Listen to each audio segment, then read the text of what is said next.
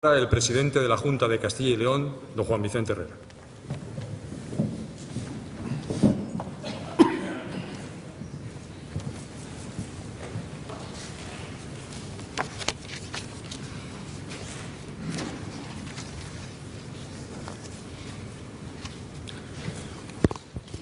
Querida ministra de Defensa, autoridades, señoras y señores. Unas palabras, en primer lugar, para dar la más cordial bienvenida a Castilla y León a todos los participantes en este congreso con el que se inicia el programa que va a conmemorar el 5º centenario de la primera circunnavegación del mundo.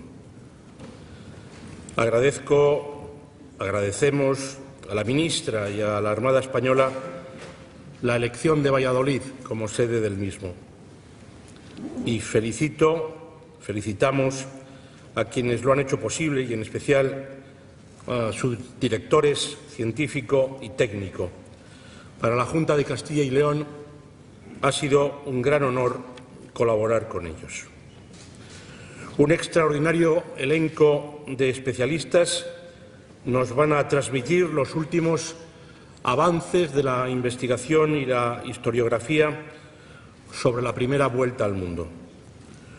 Una gesta de la monarquía hispánica que unió ya para siempre los nombres de Fernando de Magallanes y Juan Sebastián Elcano.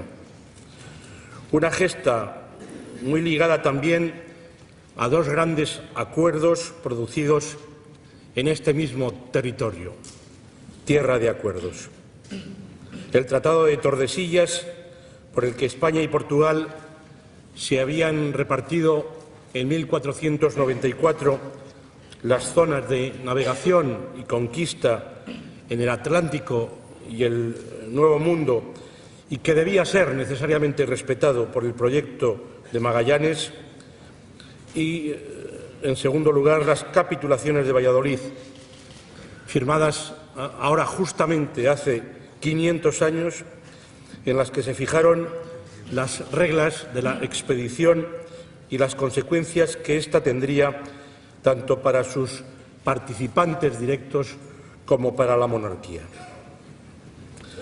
Puesto que la historia es testigo del pasado, pero también, según la conocida sentencia, aviso del presente y advertencia de lo porvenir, quiero poner en relación determinados aspectos de la aventura de la flota de las Molucas con algunos de los retos que hoy tiene planteados nuestra sociedad.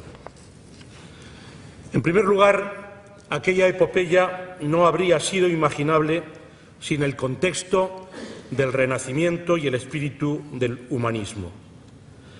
Partiendo de la admiración por el mundo clásico, el ser humano había vuelto a considerarse la medida de todas las cosas, un ser llamado a realizar grandes designios gracias al poder de su razón y su voluntad. Así, navegantes, descubridores y conquistadores buscaban la gloria desde el ánimo de creerse capaces de alcanzarla, una confianza en sus propias posibilidades que es uno de los valores más necesarios para la sociedad actual, muy en particular para una sociedad europea tan atenazada en ocasiones por dudas y titubeos, y muy poco consciente de que la actual globalización es, ante todo, la globalización de los valores, de los marcos conceptuales y de las instituciones de Europa, a los que tanto ha contribuido España y, dentro de ella, Castilla y León. En segundo lugar, es evidente que el proyecto de Magallanes estaba sustentado en poderosas razones económicas.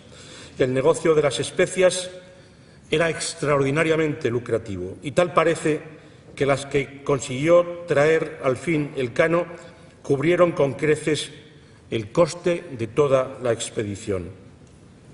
A lo largo de la historia, los intercambios comerciales han sido una fuente esencial de crecimiento y desarrollo social, de progreso para las naciones y de relación entre ellas, superando fronteras.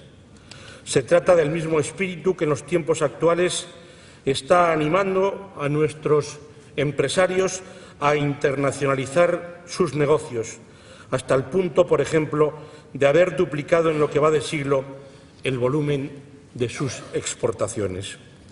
Un espíritu totalmente contrario al de los proyectos separatistas que pretenden crear nuevas fronteras contra la corriente de la historia y al de algunos resurgentes proteccionismos que solo serán empobrecedores para todos.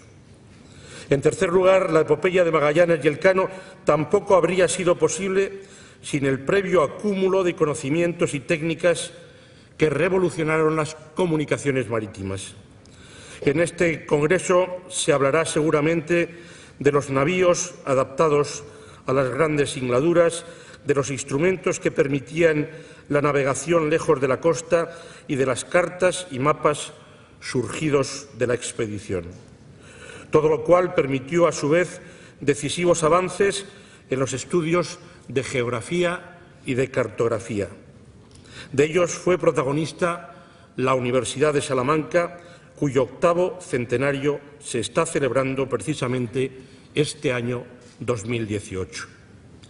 Los profesores salmantinos, pioneros en tantas áreas del saber universal, como la fundamentación del derecho de gentes, base del actual derecho internacional, o la propia ciencia económica, fueron también avanzados artífices en la demarcación del espacio geográfico dentro del cual iba a empezar a desarrollarse la cultura de la modernidad. Los exploradores suministraban a los sabios los datos que éstos necesitaban para configurar su modelo del mundo. Los científicos, a su vez, ayudaban a subsanar los problemas que se les planteaban a los navegantes. Se producía así una fructífera alianza entre lo racional y lo experimental. Es fácil encontrar un paralelismo de ello en las relaciones que hoy existen y deben siempre potenciarse entre universidades y empresas. Son uno de los factores que más pueden cambiar, y para bien, el mundo, en el marco de una cultura del emprendimiento y de la innovación.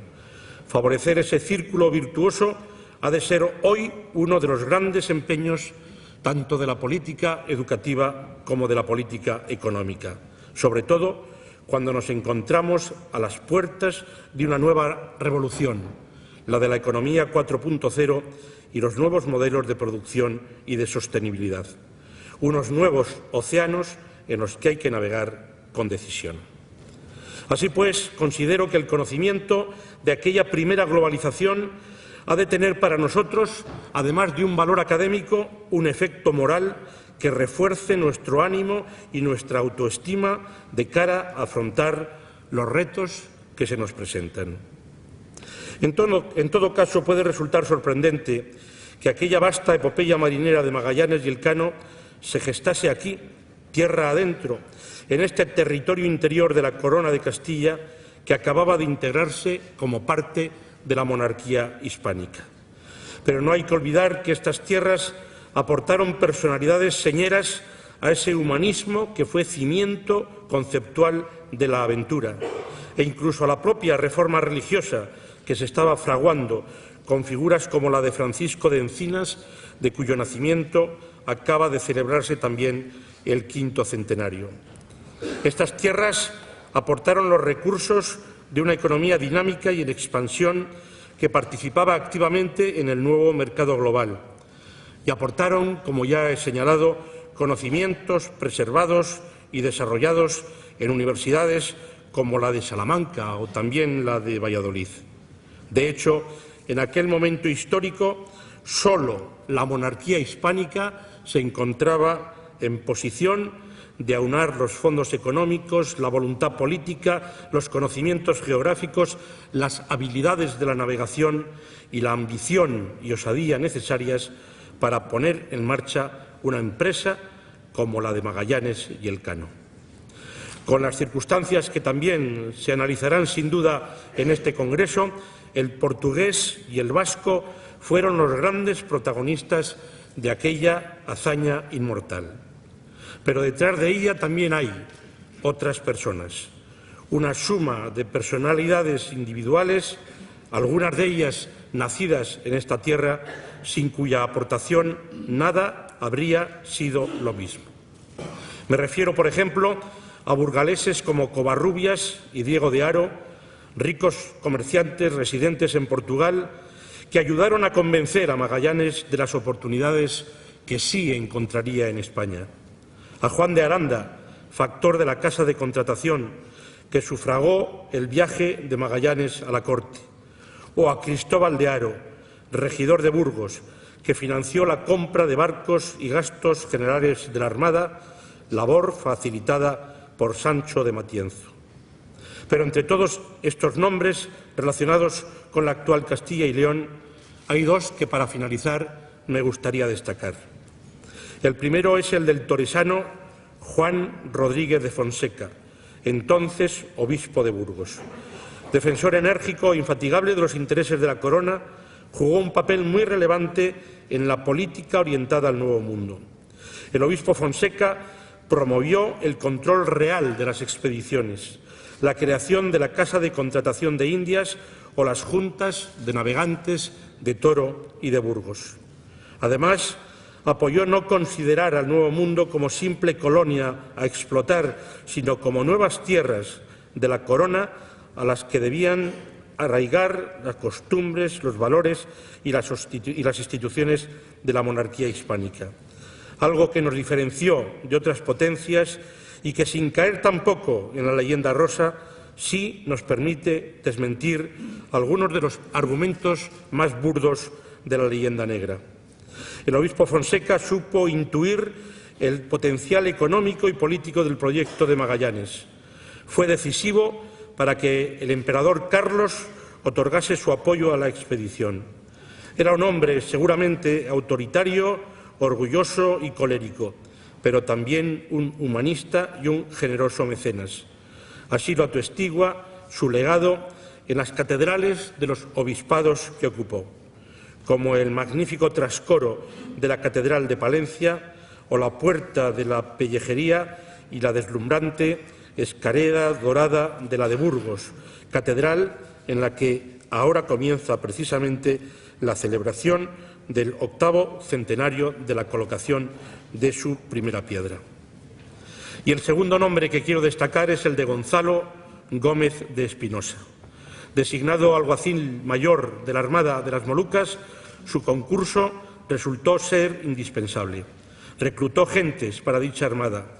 Fue decisivo para restablecer el orden tras la sublevación que se produjo durante la invernada en las costas de Brasil. Fue él, según el cronista Pigafetta, quien hizo el descubrimiento de las Molucas y quien ganó aquellas tierras. Y fue bajo su jefatura como almirante de la flota como Juan Sebastián Elcano terminó de dar la primera vuelta al mundo. Una vía de agua en su barco impidió que el burgalés completara la hazaña. Prisionero de los portugueses, solo fue liberado varios años más tarde a requerimiento del propio emperador. Este no dejó de reconocer los muchos méritos del fiel alguacil, quizás el más honrado y competente oficial de la flota de las Molucas, pero su figura quedó ya para siempre al margen del primer plano de la fama. Señoras y señores, querida ministra, muchas veces se ha destacado la imperiosa necesidad de conocer mejor y de poner en valor nuestra historia. No cabe duda de que con la calidad y profundidad de sus contribuciones, este Congreso Internacional va a suponer grandes avances en el objetivo de conocer mejor y valorar con orgullo el que sin duda es uno de los momentos estelares de la historia de España y de la humanidad, razón por la cual les reitero mi bienvenida y les deseo y les auguro el mayor de los éxitos. Muchas gracias.